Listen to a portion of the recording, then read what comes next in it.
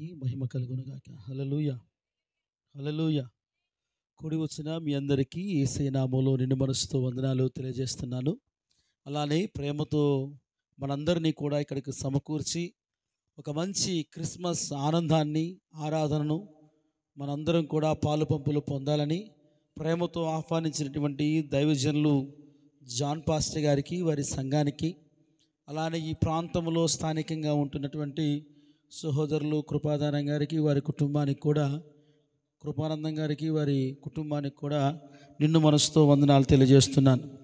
ఎంతవరకు అద్భుతంగా పాడాము, చాలా చక్కగా ఆరాధన చేశాము, కొన్ని ఆధ్యాత్మికమైన గ్రీటింగ్స్ కూడా విన్నాం. కనుక మరొక మాట లేదా ఒక 2-3 నిమిషాలు సేవకులు మనకు దగ్గరలో ఉన్నారు కనుక కూడా సేవకులు అటు కనపడగా నేను ఆపేస్తా. హల్లెలూయా, అందరూ చెప్పండి హల్లెలూయా. అప్పటి వరకు కొన్ని మాటలు మనం ధ్యానం చేద్దాం. అలానే ఈ యొక్క వేదిక మీద ఉన్న సేవకులందరికీ నిండు మనసుతో వందనాలు. చక్కటి సంగీతాన్ని అందిస్తున్నటువంటి సహోదరులు మా జాషువా గారికి, అలానే వారితో పాటు ఉన్నటువంటి బృందం, నా పేరు పెట్టుకున్న అబ్బాయి, ఇంకొక అబ్బాయి, అలానే అద్భుతమైనటువంటి ఆపరేటింగ్ చేస్తున్న సహోదరులు అహరోను గారికి నిండు మనసుతో వందనాలు తెలియజేస్తున్నాను. పరిశుద్ధ గ్రంథం నుండి ఒక మాట మనం ధ్యానం చేద్దాం. లూకా రాసిన సువార్త, అందులో నుండి 36వ వచనము, 7వ వచనాన్ని, 38 ఈ 3 వచనాలు మనం చదువుకుందాం. లూకా రాసిన సువార్త 2వ అధ్యాయము 36, 37, 38 వచనాలు మనం చదువుకుందాం. మరియు ఆషేరు గోత్రికురాలను పనూయేలు కుమార్తెయునైన అన్న అను ఒక ప్రవక్తి ఉండెను. ఆమె కన్యత్వము మొదలు 7 ఏండ్లు పెనిమిటితో సంసారము చేసి బహుకాలము గడిచినదై 84 సంవత్సరములు వెదవురాలై ఉండి దేవాలయమును విడువక ఉపవాస ప్రార్థనలతో రేయింబవళ్ళు సేవ చేయుచుండెను. ఆమె కూడా ఆ గడియలోనే లోపలికి వచ్చి దేవుణ్ణి కొనియాడి యెరూషలేము విమోచన కొరకు కనిపెట్టుచున్న వారందరితో ఆయనను గూర్చి మాట్లాడుచుండెను. దేవునికి స్తోత్రం చెప్దామా? హల్లెలూయా. చేతులు పైకెత్తి అందరూ ఒక నిమిషం ప్రార్థన చేద్దాం. తండ్రి, మాతో మాట్లాడండి ప్రభువా, ప్రభువా మమ్మల్ని దర్శించండి నాయన అంటూ ఒక్క నిమిషం చేతులు అలాగ స్తోత్రాలు చెప్తూ ప్రభువా మమ్మల్ని దర్శించండి నాయన అంటూ మా ప్రార్థన చేద్దాం. నమ్మదగిన దేవా, పరిశుద్ధుడా, మీకు వందనాలు. ఈ రాత్రి కొన్ని మాటలు మాట్లాడటానికి ఆశపడుతుండగా మాతో మాట్లాడి సహాయము చేయమని, ఈ రాత్రి కాలపు శుభాలతో మమ్మల్ని అందరిని నింపమని యేసయ్య పేరట ప్రార్థన చేసి పొందుకొని ఉన్నాము తండ్రి, ఆమేన్. చదవబడిన లేఖన భాగము లూకా రాసిన సువార్త 2వ అధ్యాయము 36, 37, 38 3 వచనాలు. ఈ 3 వచనాల్లో ఒక వ్యక్తిని పరిశుద్ధాత్మ దేవుడు అక్కడ మనకు పరిచయం చేస్తూ ఉన్నాడు. ఈ యొక్క క్రిస్మస్ దినాలు మనందరం కూడా పండుగ వాతావరణంలో ఉన్నాం. ఇప్పుడు పండుగ విధానం వేరు, అప్పుడు జరిగిన పండుగ విధానం వేరు. ఇప్పుడు జరుగుతున్న పండుగలో పిండి వంటలు ఉన్నాయి, అప్పుడు జరిగే పండుగలో వేరే వేరే వ్యవహారాలు ఉన్నాయి. ఇప్పుడు జరుగుతున్న పండుగలో రకరకాల విషయాలన్నీ కూడా మనం యాడ్ చేసుకుంటా ఉన్నాం. ఇప్పుడు జరుగుతున్న పండుగ వాతావరణంలో స్టార్స్ ఏర్పాటు చేస్తున్నాం. ఇప్పుడు జరుగుతున్న పండుగ విధానంలో లైటింగ్స్ ఏర్పాటు చేస్తూ ఉన్నాం. ఇప్పుడు జరుగుతున్న పండుగ విధానంలో బిర్యానీలు యాడ్ చేస్తూ ఉన్నాం. ఇప్పుడు జరుగుతున్న పండుగల్లో కేక్స్ యాడ్ చేస్తూ ఉన్నాం. ఇప్పుడు జరుగుతున్న పండుగల్లో బ్యానర్స్, ఫ్లాక్సెస్ అన్నీ కూడా రెడీ చేస్తున్నాం.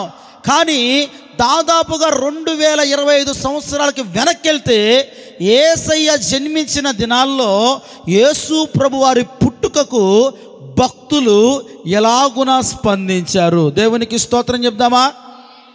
యేసయ్య జన్మించినప్పుడు భక్తులు ఎలాగ స్పందించారు?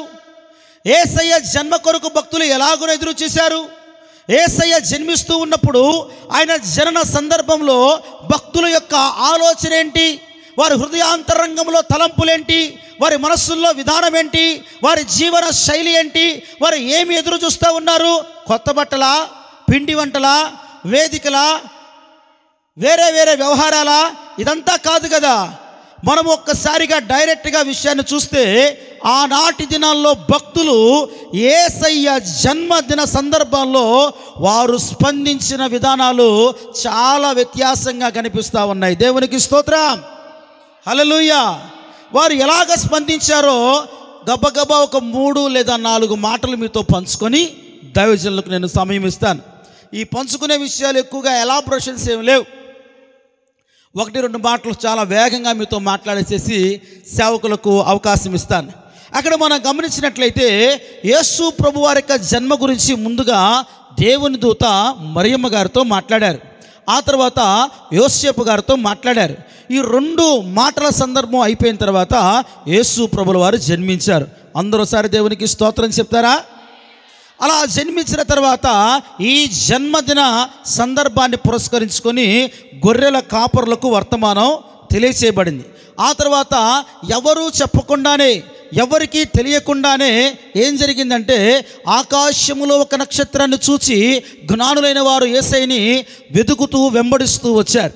ఇలాగున క్రిస్మస్ పండగలకు జరిగిపోయింది. అయిపోయిన తర్వాత వారి విధానం ఏంటంటే యేసు ప్రభు వారిని సున్నతి అయిపోయిన తర్వాత దేవాలయానికి తీసుకొని వెళ్ళారు. దేవునికి స్తోత్రం. దేవాలయానికి తీసుకుని వెళ్తే దేవాలయంలో 2 భక్తులు కనపడుతున్నారు. ఒకరి గురించి నేను మాట్లాడలేదు, కానీ 2వ వ్యక్తి గురించి మాట్లాడుతూ ఉన్నాను. అక్కడ ఒక వృద్ధురాలు కనిపిస్తూ ఉంది. దాదాపుగా ఆమెకు అక్కడ 84 సంవత్సరాలుగా అక్కడే ఉన్నట్టుగా మనం చూస్తూ ఉంటే ఆమె 60 సంవత్సరాలు దాటిన ప్రతి ఒక్కళ్ళు కూడా వృద్ధుల స్థాయి. ఇప్పుడు నా మాట ఏంటంటే యేసు ప్రభు వారు జన్మించినప్పుడు భక్తులు సంఘములో ఉండేవారు, దేవుణ్ణి ఎరిగిన వారు, యేసయ్యని వెంబడించేవారు. వారి రెస్పాన్స్ ఎలాగ ఉండాలి అనే మాట గురించి మనం మాట్లాడితే అక్కడ రాస్తూ ఉన్నారు కదా. 37వ వచనాన్ని మనం చూద్దాం. 84 సంవత్సరములు విధవరాలయుండి దేవాలయమును విడువక. అందరూ ఒకసారి నోట్ చేసుకోవాలి. ఈ పండుగ దినాలలో, పండుగ వాతావరణంలో భక్తులకు ఉండవలసిన ప్రథమ లక్షణం ఏంటంటే దేవాలయాన్ని విడవకూడదు. చెప్పండి అందరూ కూడా హల్లెలూయా. అమ్మా, ఏమిటి పెట్టకూడదు? మనం ఏవైనా అన్నీ వదిలేస్తాం, కానీ మనకుండే వ్యక్తిగత విషయాలు మాత్రం వదిలిపెట్టకుండా అట్టనే ఉంటాం. ఈనాటి దినాల్లో మనం వదిలిపెట్టకుండా విడువక ఉండవలసిన ప్రాంతం ఏదన్నా ఉందంటే దేవుని సన్నిధి. దేవునికి స్తోత్రం. నువ్వు నడుస్తున్నప్పుడు దేవుని సన్నిధిని వెంబడించాలి. నువ్వు కూర్చున్నప్పుడు దేవుని సన్నిధిని వెంబడించాలి. నువ్వు మాట్లాడుతున్నప్పుడు దేవుని సన్నిధిని వెంబడించాలి. నువ్వు ఏ స్థితిలో ఉన్నా, ఏ పరిస్థితిలో ఉన్నా కానీ దేవుని సన్నిధాన్ని హృదయంలో నుండి పోనివ్వకూడదు. అక్కడ రాయబడ్డ మాట ప్రకారంగా 84 సంవత్సరాలు దేవాలయంలోనే ఉండిపోయిందమ్మ. ఎన్ని సంవత్సరాలండి? 3 గంటలు కూర్చొని వాక్యం వినమంటే అల్లల్లాడిపోతూ ఉంటారు మన వాళ్ళు. ఎంతసేపు అమ్మా అమ్మా ఎంతసేపు? అందరూ చెప్పాలి ఎంతసేపు? మా ఆరాధన ఎన్నింటికి వెళ్ళియా అంటే 10ంటికి. ఎన్నింటికి నువ్వు వస్తున్నావంటే 12ంటికి వాక్యం స్టార్ట్ అయ్యటానికి వచ్చి కూర్చొని ఆ గంట సేపు కూడా ఈ 4 దిగులెట్టు చూస్తూ ఉండి అయ్యగారికి వెళ్ళి ఒక భయంకరమైన పరిశీలన చేసి ఆయన ఎంతసేపు చెప్తాడని చెప్పి టెన్షన్గా ఫీల్ అయిపోయి చివరాఖరికి ఎట్టాకట్ట అసలు ముగింపులోకి వచ్చి ప్రార్థన చేసుకుందామంటే అమ్మయ్య.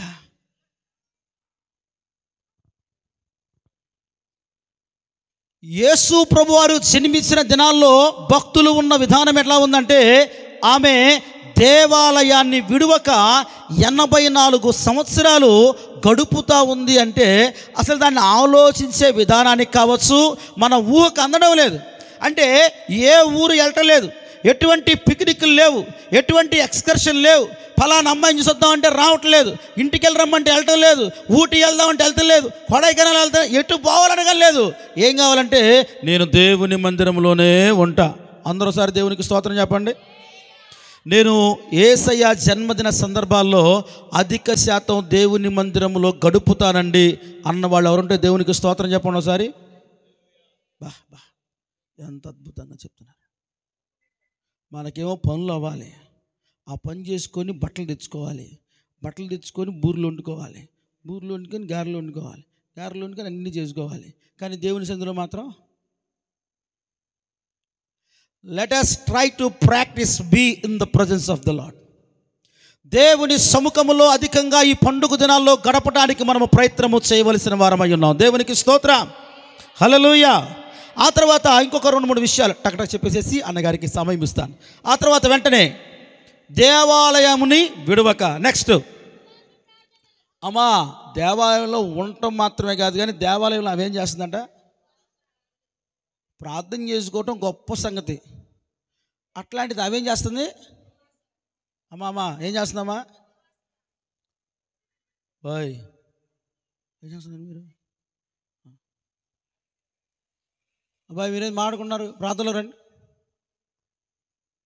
హల్లెలూయా. ఒకటి నాకు దూరంగానే కూర్చోండి, లేకపోతే ప్రార్థనలోనే కూర్చోండి.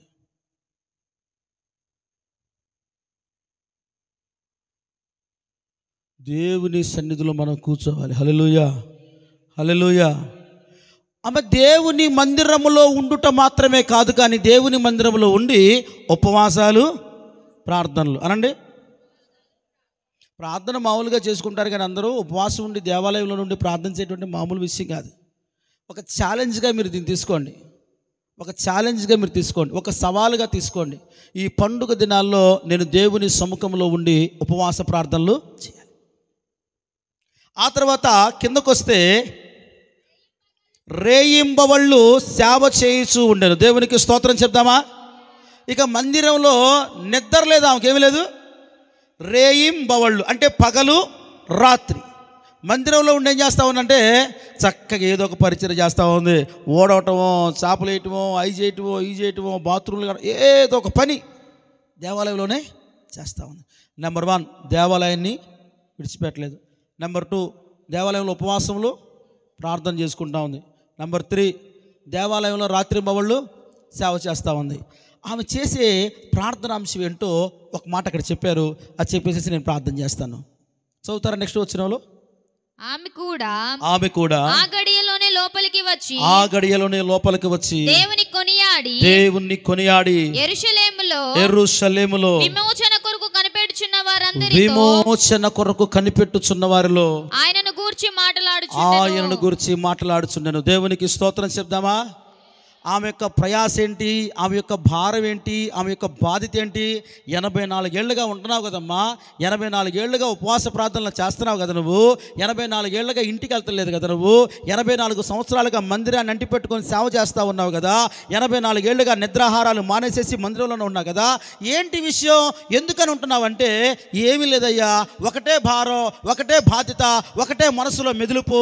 ఏంటంటే మా ఇశ్రాయేలీయులు మొత్తం కూడా రక్షించబడాలి. దేవునికి స్తోత్రం. ఇశ్రాయేలీయుల యొక్క విమోచన కొరకు నేను కనిపెడతా ఉన్నాను. మా ప్రాంత రక్షణ కొరకు నేను కనిపెడతా ఉన్నాను. మా కాలనీ రక్షణ కొరకు నేను కనిపెడతా ఉన్నాను. మా కాలనీలో ఉన్న త్రాగుబోతులు మారాలి, జూదగాళ్ళు మారాలి, వ్యభిచారులు మారాలి.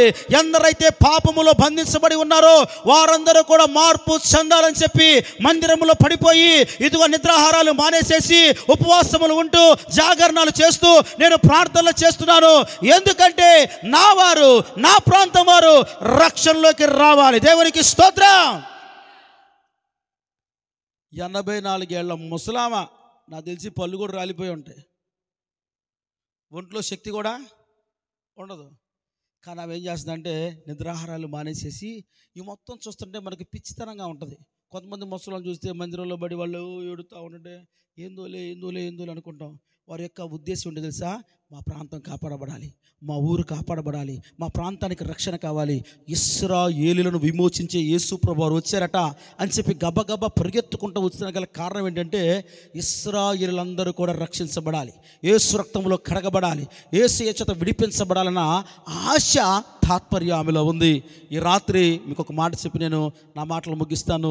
మనం ఏ ప్రాంతం వారమైనా కావచ్చు, ఏ ప్రాంతంలో ఉన్నవారమైనా కావచ్చు, మన యొక్క ఆశ ఒకటై ఉండాలి, మన యొక్క బాధ్యత ఒకటే ఉండాలి. నువ్వు నిజంగా భక్తుడివేనా? యేసే రక్తంలో కడగబడ్డావా? అయితే దేవాలయాన్ని విడిచిపెట్టకుండా దేవాలయంలో ఉండు, ఉపవాస ప్రార్థనలతో గడుపుతూ ఉండు, రేయింబవళ్ళు సేవ చేస్తూ ఉండు, పరిచర్యకు సహకరిస్తూ ఉండు, సేవకులకు సహకరిస్తూ ఉండు. ఎందుకు చేయాలయ్యా ఇవన్నీ? ఎందుకు ఈ పనులన్నీ? ఉపవాసం ఉండాలా, ప్రార్థన చేయాలా, సహకరించాలా, మందిరంలో ఉండాలా? కారణం ఏంటంటే నీతో పాటు నీ చుట్టుప్రక్కల వారందరినీ కూడా యేసయ్య కోసం సంపాదించడం కోసం ఖచ్చితంగా హన్నా వలె మనము కూడా ఆ పనిలో పాలిభాగస్తులుగా మారాలి. అలాగ మారితే నిజంగా నీ లోపల యేసయ్య పుట్టాడు అని ఒక అర్థవంతమైన క్రిస్మస్ పండుగను మనం జరిగించుకుంటాం. దేవుడి కొద్ది మాటలు మన వెనుకల్లో దీవించునుగాక. అందరూ కూడా ఒకసారి దేవునికి స్తోత్రం చెప్దామా? అలానే చేతులు పైకెత్తి కళ్ళు మూసుకుంటారా? ఓ చిన్న ప్రార్థన చేస్తారా? ప్రభువా, ఈ దినాల్లో నేను కూడా నాయనా ఒక తీర్మానంతో కూడా ప్రార్థన చేస్తున్నాను ప్రభువా. అన్నావలే ప్రభువా, నేను కూడా ప్రభువా నీ మందిరంలో ఉంటాను, దేవాలయాన్ని విడవకుండా ఉంటాను, దేవాలయంలో గడుపుతాను, ఉపవాసములతో జాగరణములతో ఉంటాను, సేవ చేస్తూ ఉంటాను. మా ప్రాంత రక్షణ కొరకు, మా కుటుంబ రక్షణ కొరకు, నశించిపోతున్న యవనస్తుల కొరకు, నశించిపోతున్న వారి కొరకు ఒక తీర్మానంతో కూడా ప్రార్థన చేస్తాను అని నువ్వు తీర్మానం తీసుకుంటే నిశ్చయంగా దేవుడు నీ తీర్మానాన్ని గౌరవిస్తాడు, హానర్ చేస్తాడు, ఘనపరుస్తాడు. అంత మాత్రమే కాకుండా నిన్ను అనేకులకు ఆశీర్వాదకరంగా వాడుకుంటాడు. ఒక్క మాట పలుకుతారా? స్వరమెత్తి, ప్రభువా అట్టి కృప మాకు ఇవ్వండి అయ్యా, ప్రార్థనాపరులుగా మార్చండి అయ్యా, మందిరములో ఉండే వ్యక్తులుగా మార్చండి అయ్యా, నీ మందిరములో నాటండి నాయనా. పరిశుద్ధ దేవానికి వందనాలు. చెప్పబడ్డ ప్రతి మాట యేసయ్య నామములో ప్రతి ఒక్కరు హృదయాల్లో ఫలింపచేసి నీరు కట్టి ఆశీర్వదించమని యేసు నామములో ప్రార్థన చేసి అడిగిన మనములు చెప్పిన మాటలన్నీ కూడా ఫలించమని వేడుకొనుచున్నాము తండ్రి. ఆమేన్.